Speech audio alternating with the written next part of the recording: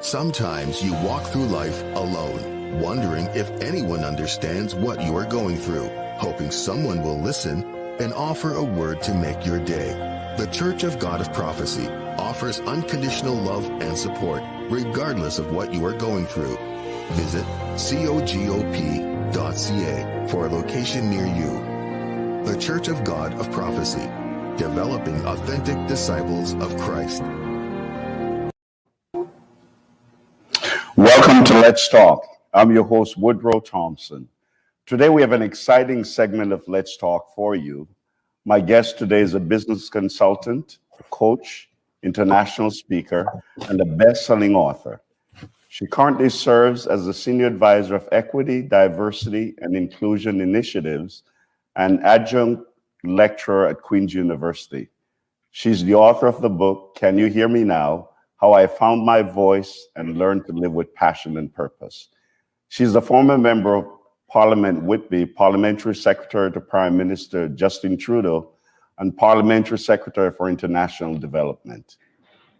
My guest today is none other than Celina Caesar-Chavannes. Welcome to Let's Talk. Oh, thank you so much for having me. It is a pleasure to be here. Well, it is a pleasure for me to have you. I'm so glad that my producer was able to get a hold of you so we could have you with us this evening. That's awesome. Thank you so much, Woodroe. I appreciate it. And hi to all your viewers as well. Very good. I want to start by asking, how are you and your family doing during these difficult times? You know, that's a very interesting question because I always get asked, how are you coping? How are you handling COVID? And we're all at home. At the beginning of the pandemic, my 16-year-old was in Australia. My 21-year-old was in the UK. So we're all at home under one roof. None of us are sick. We're all happy and healthy. So, keeping in mind all of the sickness and the death that has happened with COVID-19, we are very blessed. So I'm going to say we're doing very, very well. Thank you for asking. Well, that's good to hear. There's so much I want to talk to you about, but I see that you're from Grenada.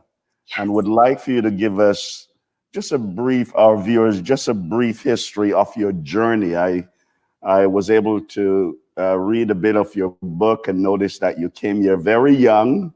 Yeah. And so you've had an interesting journey. Yes. So I came here when I was 2 years old. My parents came to Canada wanting to make a better life for themselves from Grenada. Grenada, for those of you who don't know, is a small island just north of Trinidad in the Caribbean.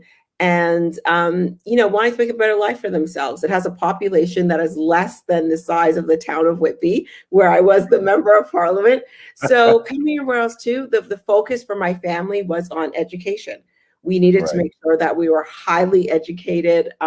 If they were going to take their little bit of savings, come to a foreign country, you better believe that education was going to be the number one agenda item for us as their children. So it was an interesting upbringing. My parents really hustled, and we were very fortunate. Very good. Now, I noticed that you entered politics. Why politics? Was that a passion from the beginning? Not even close. Really? No, not even close. I actually owned a healthcare-based research management firm. So I owned a company that ran clinical trials. Of course, we're hearing a lot about clinical trials now with the vaccine. That is what Right. I did for 10 years. I was running Wow. national epidemiology studies for the government of Canada on neurological conditions, looking at Alzheimer's, Parkinson's, epilepsy, across the age continuum, looking at scope, health services, risk factors for these conditions, and finding Right. that there were people that had to either move from a different province because their medication weren't covered, or they were, having to split up from their spouse because they couldn't afford the services. And, Right. in 2013, I was doing an MBA, and there was a conversation for the first time ever. I took a political science course, and they were talking about the intersection of business and politics, and how Right. politics could help you with some of these business challenges. And I thought, why not? Wow, that's interesting. I would have never guessed that.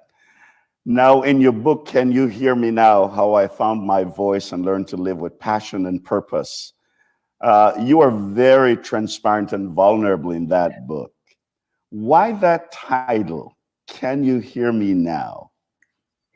So it's multidimensional. I think when I talk about my vulnerabilities in my book, it's Right. often, we see people who are, at the end of their, or in the spotlight, and we don't quite Right. see the blood, sweat, and tears that goes into their Right. lifestyle, right? It's just, oh, look Correct. at her. She has the house, the kids, the family, the job. And it's like, that takes a lot of work. And Yeah. for people who don't understand or feel alone in those moments, and sometimes what they're anxious about is whispered. It's, can you hear me now? Can you hear that we're more connected than we are different? But it Right. also speaks to my political journey. And Right. that even with the title, even with the title of member of parliament or parliamentary secretary to the prime minister, I was often silenced.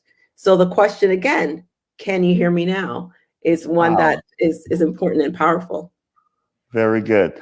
Well, I see that the subtitle is How I Found My Voice and Learned to Live with Passion and Purpose. Would you say that you found your voice? I think, for people who are on that journey of finding their voice, there's always the ebbs and flows, because you always feel sometimes, maybe I'm not quite smart enough, maybe I'm not quite good enough to do this. The Right. imposter syndrome sets in. So to say that I found it completely, Right. I would say no, but I'm on the journey there. I've actually learned to use, as you said, all the mistakes and vulnerability and shame and guilt, and add it together with my strength, my resilience, my determination, my perseverance, and understand that everything that I've been through in my life has created value in me, and therefore is an asset to any organization, conversation that I may have.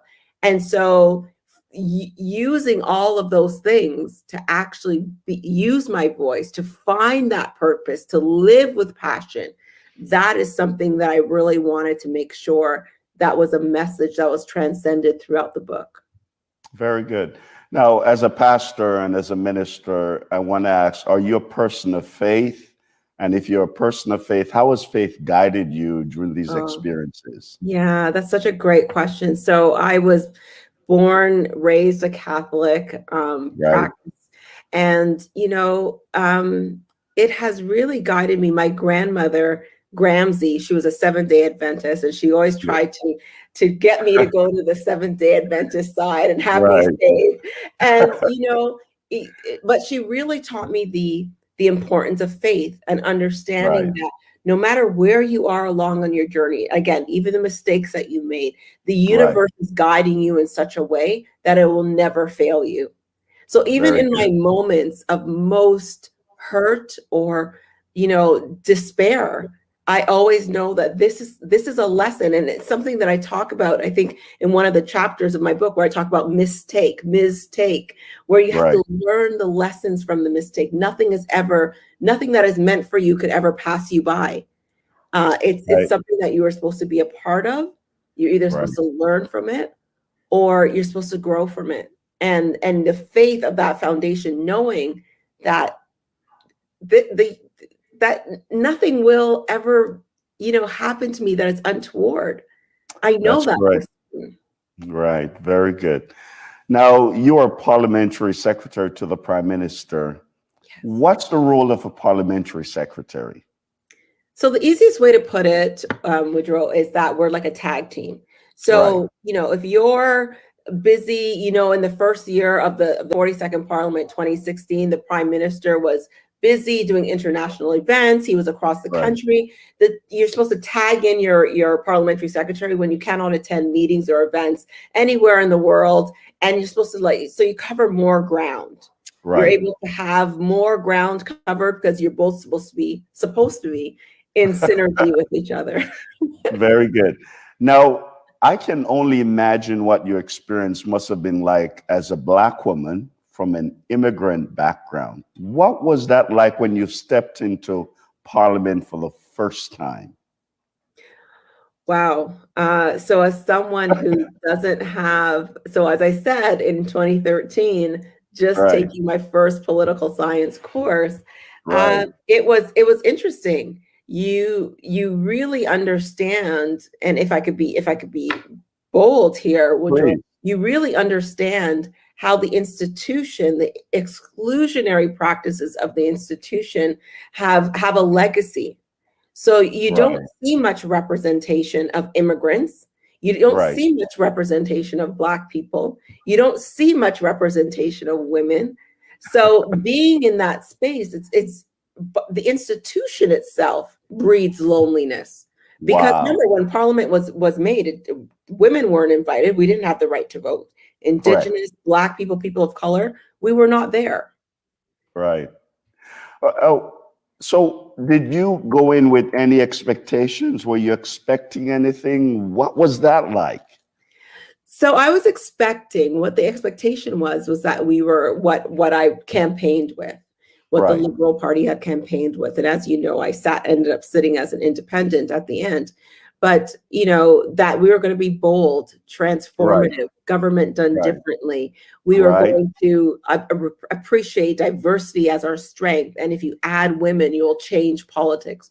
So I was Right. really expecting an environment or a culture of an organization that would appreciate bold, Right. appreciate sort of pushing the status quo.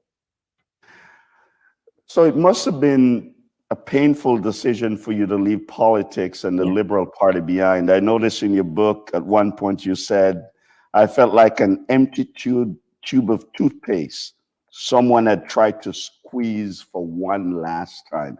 That's a powerful imagery. Yeah. What was that decision like to come to that place where you have to decide, I don't think I can do this anymore. I'll have to walk away. Yeah, Bishop, it was a hard one. I can only imagine. But the thing is that I loved my job. Of course, yes. I loved representing the people of Whitby. I Right. felt guilty that I had to leave something that I loved, that I knew people. And remember, let's just back it up a little bit. Sure. Whitby had never elected a person of color, let alone That's a Black correct. woman at Right. all in its history. Right. Right? It was conservative. This was the riding of Jim Flaherty, who was the former Right. Minister of Finance. He had Right. been, in some capacity, a elected official for over 20 years.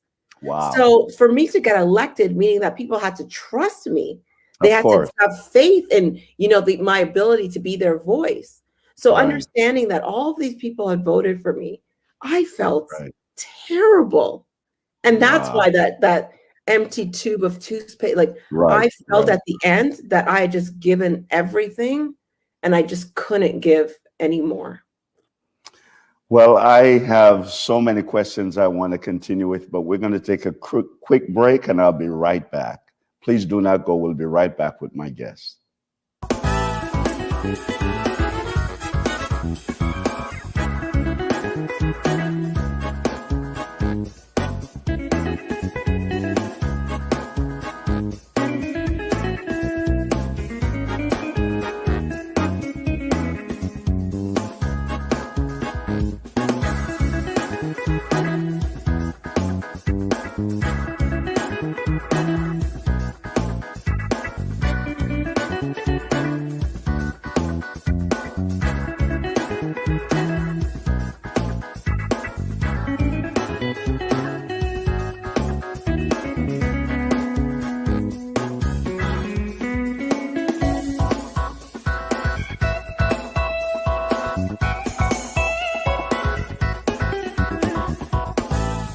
On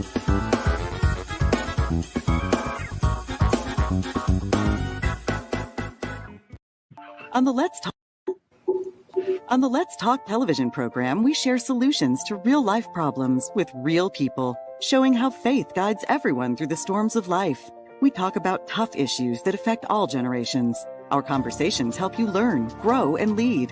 Help us continue with this great work by partnering with us today. Call 905-625-1278, extension 233, or visit letstalkca.org.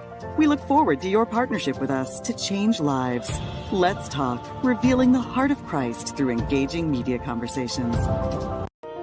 Sometimes you walk through life alone, wondering if anyone understands what you are going through, hoping someone will listen and offer a word to make your day. The Church of God of Prophecy offers unconditional love and support, regardless of what you are going through. Visit cogop.ca for a location near you. The Church of God of Prophecy, developing authentic disciples of Christ. Welcome back to Let's Talk. I'm having a very interesting conversation with Celina Caesar-Chavannes. And if you've just joined us, you're in for a treat. Celina, just before we went to the break, you mentioned to me how difficult that decision was to leave politics. Did you get pushback from members of your constituency to say, why would you do that? Because they voted you in, you're the first Black woman, first person of color, they trusted you. Did you have some of them pushing back on you saying, now you have a seat at the table, why would you walk away? Yes. So that came fast and furious. There were a few people that did, but there were also some people that understood that when I left, I was leaving because I was standing for my principles, that I was going to be unwavering in the things that I valued and the things that were really important to me. And so I had an overwhelming support of individuals from my constituency who said, we support you. We know what you've been through. We know why you made this decision. And we're here for you. You didn't break your promises to us in terms of being authentic while you were there. But, you know, Bishop, I want to talk about the table, because sometimes when you think that people are at the table, it's one thing to be in the room and to be, you know, where you are at the table. You know, when you have a dinner party, Bishop, you have the people that you're really close to beside you and sort of the people that you're not really close to at the periphery of the table. Well, I found right at the beginning, I was close to the host. Then as I started talking out about things about equity and justice, I started moving further to the end. Then I was sitting somewhere on the periphery of the room. And then I found I was on the menu. Wow. So at that point, you really need to decide, is staying at the table worth it? Passion and your purpose, and do the same work somewhere else. And I think, Bishop, you would know that you could certainly do that. Yes, I agree with that.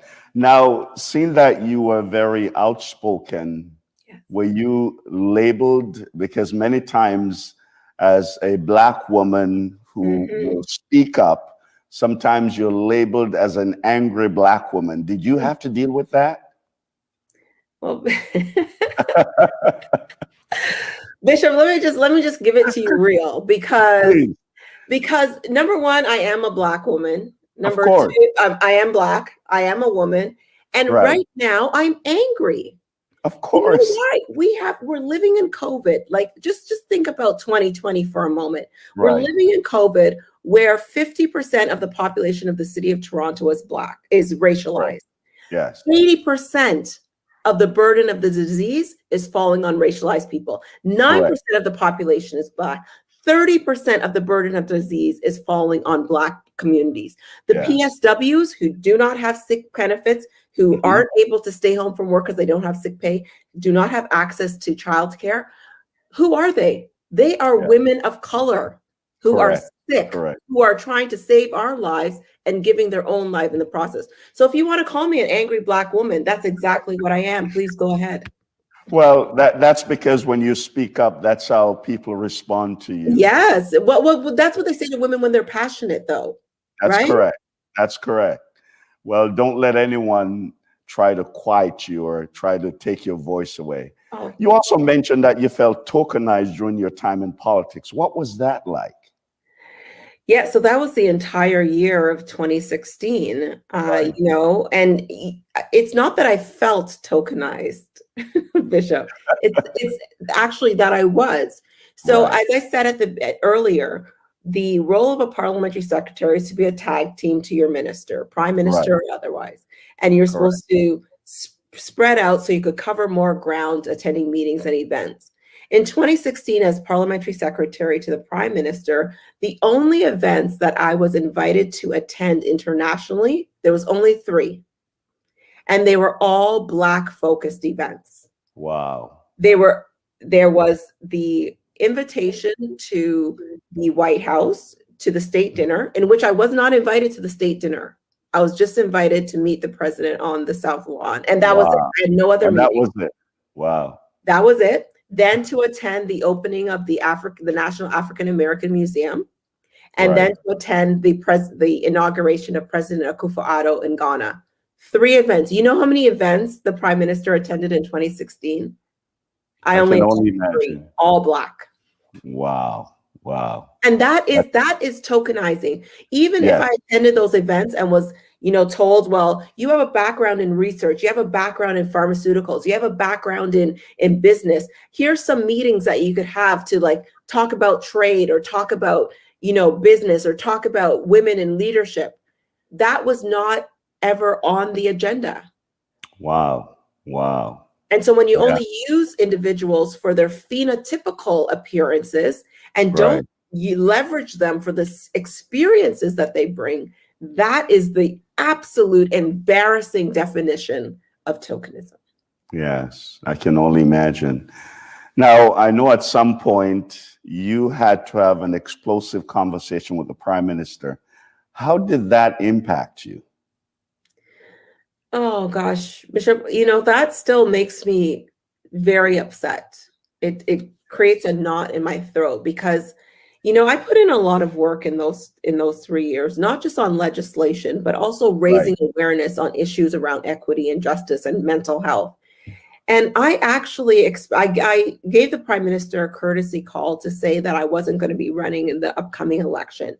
And naively, what I thought was that I was going to get a call that said, "Hi, Celina, we're really disappointed that you're not running. We would love you to reconsider. We'd love you to run again. You've done so much fabulous work." And instead I got, I can't have you leave because I can't, at that time, Jody Wilson-Raybould, the Minister of Justice and Attorney General, had resigned. And he said, I can't have 2 powerful women of color leave. You cannot talk to me about my privilege, which I never mentioned. And, a number of different things. And, when we think about misogyny, and in particular misogynoir, it's the expectation of men in power that when they speak to women, that they're just supposed to say, "Oh, okay, if you don't want me to do that, okay, yes, I'm so sorry. Yes, I'll do whatever you ask." And I was not about that. Wow. Wow. I was not interested in having that particular conversation. Yeah. No, I know you were not shy about talking about the challenges that you face mentally. How did that impact you mentally? It's interesting. Chapter 10 of my book, I said to my editor, I wanted to tear the whole chapter out because, honestly, because, you often experience or feel racism and sexism and discrimination before it actually happens. And so all the time, in that whole chapter, I kept going, I feel like this is happening. I feel like this is wrong. I feel like things are still, I don't quite know. And it was embarrassing for me because as someone who should know what it is, I was still giving the benefit of the doubt, saying it's okay. The prime minister's office might be busy. They may not have recognized that I was only attending Black events. That's okay. And it kept making excuses for very bad behavior. But I left chapter 10 in there because I wanted other people who are experiencing the same thing to at least be able to say, you know what? Celina's title didn't protect her. Her job didn't protect her from discrimination. And it's okay to feel like sometimes, I felt like I was going crazy. Yes. And that to me was, I think, the most insidious part of it, is that I was made to feel like I was the one who was crazy. And it wasn't. It was when I look back on things, I said, no. And that's why when you said, how did you feel about tokenism? I said, no, that's not how I felt. Right. That's how it was. I understand. Over the past year, we have seen and heard a lot about systemic racism. Mm-hmm. Do you think our politicians are taking it seriously and working at dismantling systemic racism? No. So No. first of all, most of our politicians don't even, and our leaders in this country can't define systemic racism, although it is embedded in every one of our systems. Right. When you see an overrepresentation of Black and Indigenous people in jail, not because they're worse than any other population, right, it's because of bias in the system. The Globe and Mail did a report on that, and I'd invite readers to look up the Globe and Mail report on bias behind bars. And it'll say that when you look at all other factors, it is racism that causes that to happen. The Ontario Association of Children's Aid Society, 9% of the population of the city of Toronto is Black, but 40% of the children in care are Black children. Again, not because they're bad or their families are worse, because of systemic racism within the system. Again, I draw your attention to one vision, one voice, the report from the agency. When we look at COVID, the disease is not racist, but the infrastructure, the social determinants of health, your area code, look at where the hotspots are, the area code where you live, the social infrastructure that exists around people of color is racist and doesn't give them the tools they need to survive or to thrive in this world. So are they doing anything about systemic racism? Absolutely not. You know, our federal government will say, oh, we've done so much to address Black communities. You remember, Bishop, that I've actually been to that table. I saw the bounty on the table. I know how much is on there. So when they're giving us little crumbs, $9 million over 5 years to address mental illness in the Black community, that is not enough. It should be 200 million. Yes, I totally agree with you. Now let's come back to your book. Yes. Can you hear me? I could go on a tangent on that, you know, Bishop. I know, but I wish I had more time. But quickly, what are you hoping people will take away from your book? Oh my goodness. I hope that people understand how valuable and powerful they are, how valuable their voices, their purposes, their passion is to drive them to do what is right for their communities, for their neighbors. I use a line in the book that says, we are so busy showing off to our neighbors instead of showing up for them. We need to start really showing up for each other, but we can only do that if we're authentic and we're not afraid. Very good. Well, Celina, it has been a pleasure. I wish I had more time. Now, very quickly, how can folks get a copy of this very revealing book? How can we get a copy? And I know that you're an international speaker. How can people get a hold of you if they need you as a speaker? How can we reach you? For sure. So my website is celinacc.ca. So CELINACC.ca. And follow me on all of social medias, Twitter, TikTok, and Instagram at I am Celina CC. You could get the book there as well. Very good. Well, it's been a pleasure having you with us here on Let's Talk. And my prayers are with you, that wherever the Lord leads you, you'll continue to serve because you are a servant at heart. God bless you and thank you so much. Blessings. Thank you so much. Thank you, Bishop. Thank you. Thank you. Appreciate that.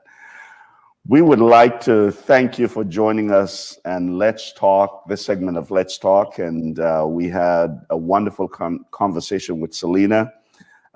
Would like for you to continue to follow us. You can follow us on, of course, Facebook, YouTube. We'd like for you to go to the YouTube channel. We'd like for you to subscribe and would like to hear from you. Please let us hear from you. We would love to hear from you. Share with us any thoughts you have about the show, what you'd like, some of the things you'd like to see us do. And not only do we need your prayers, we also need your financial support. And so please continue to not only view the program, but support the program. That's all the time we have for Let's Talk today. Let's keep talking. God bless you. On the Let's Talk television program, we share solutions to real-life problems with real people, showing how faith guides everyone through the storms of life. We talk about tough issues that affect all generations. Our conversations help you learn, grow, and lead. Help us continue with this great work by partnering with us today. Call 905-625-1278, extension 233, or visit letstalkca.org. We look forward to your partnership with us to change lives. Let's Talk, revealing the heart of Christ through engaging media conversations. Sometimes you walk through life alone, wondering if anyone understands what you are going through, hoping someone will listen and offer a word to make your day. The Church of God of Prophecy offers unconditional love and support, regardless of what you are going through. Visit cogop.ca for a location near you. The Church of God of Prophecy, developing authentic disciples of Christ.